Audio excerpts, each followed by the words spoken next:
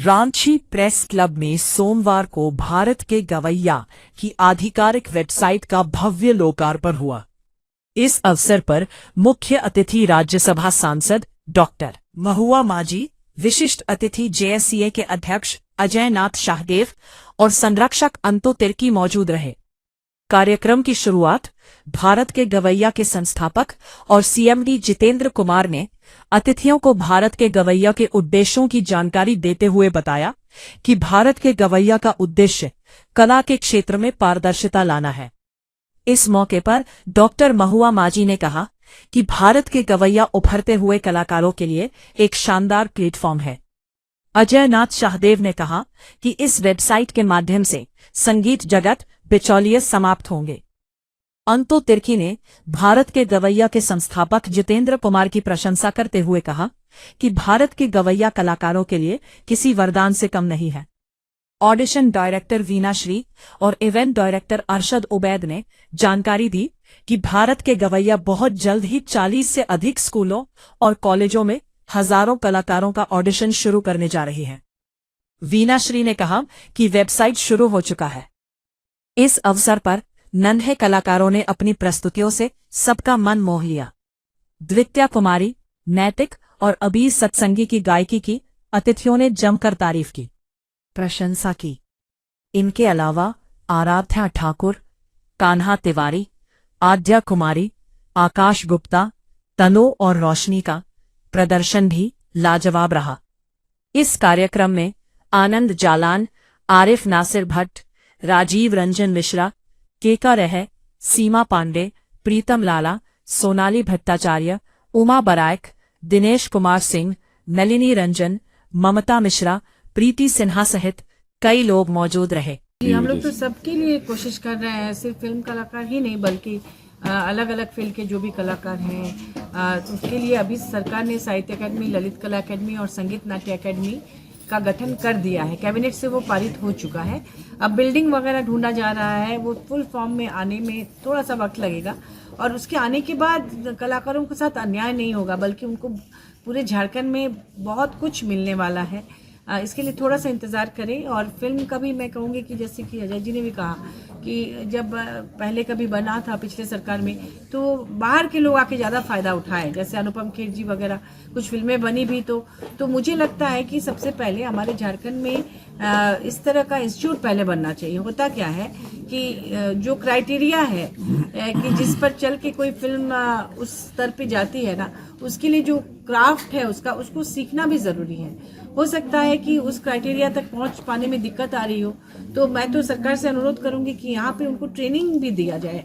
इस तरह के कॉलेजेस भी खुले जहाँ पर ट्रेनिंग हो और वहाँ से सीख के पढ़ के जो आए तो उनके साथ जो बाहर से आके यहाँ पर फिल्म बना रहे हैं उनके साथ वो कंपटीशन में जा सके। इसके लिए भी सरकार को उनको सुविधा मुहैया कराना होगा ताकि हमारे बच्चे, हमारे यहाँ से निकले बच्चे उस लेवल की फिल्में बना सके, तो वो भी साथ साथ होगा तो और आसानी होगी वहाँ तक पहुँचने में। आपसे काफी उम्मीदें हैं इन लोगों की, बहुत आस है कि नहीं आप उनकी बातों को कम से कम सीएम तक पहुंचाएंगे। जी बिल्कुल, मैं इसीलिए तो मैं कह रही हूँ कि मैंने सीएम तक साहित्य अकादमी, ललित कला अकादमी और संगीत नाट्य अकादमी के लिए कई बार उनसे रिक्वेस्ट किया और मेरे पास रिटर्न में भी है सब कुछ, और उसके बाद वो कैबिनेट से पारित हो गया है।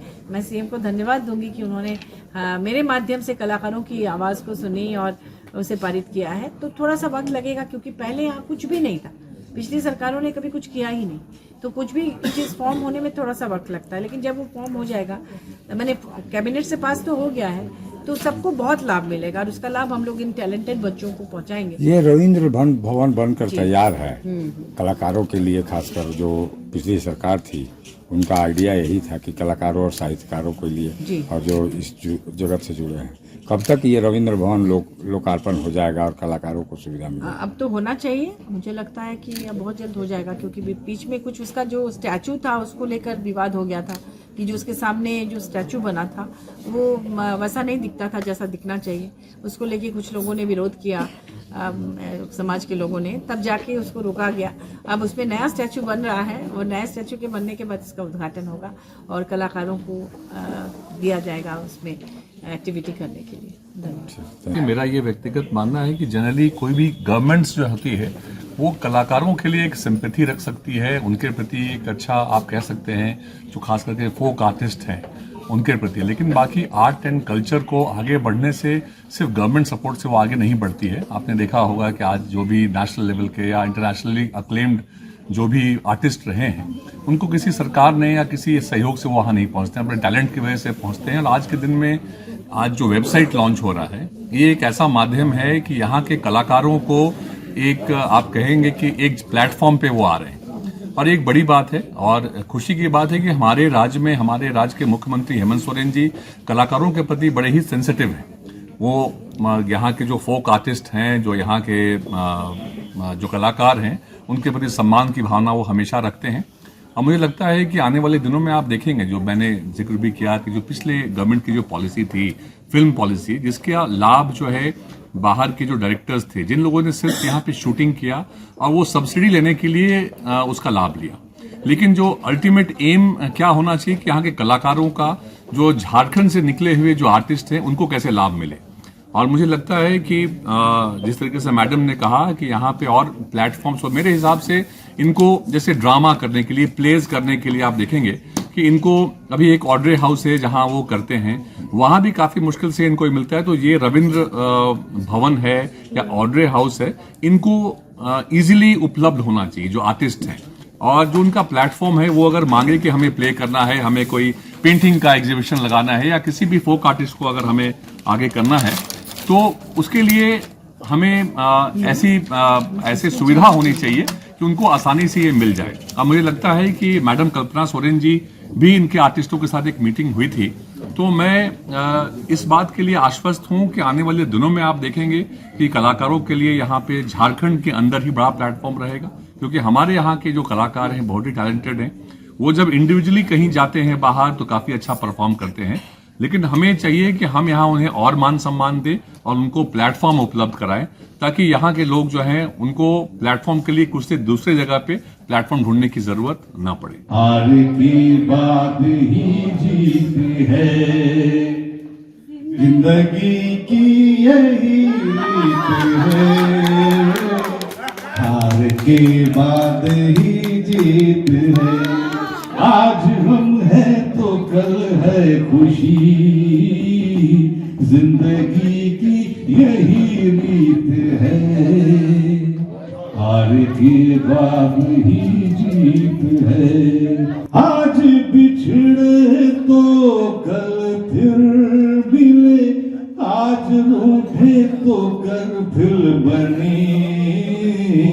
वक्त भी जैसे एक मीत है, जिंदगी की यही रीत है। जिंदगी की यही रीत है, हार के बाद ही जीत है। थोड़े आंसू हैं, थोड़ी हंसी, आज हम हैं तो कल है खुशी, जिंदगी की यही रीत है। हार के बाद ही जीत है, हार के बाद ही जीत है। जय भारत की गवैया। Thank you.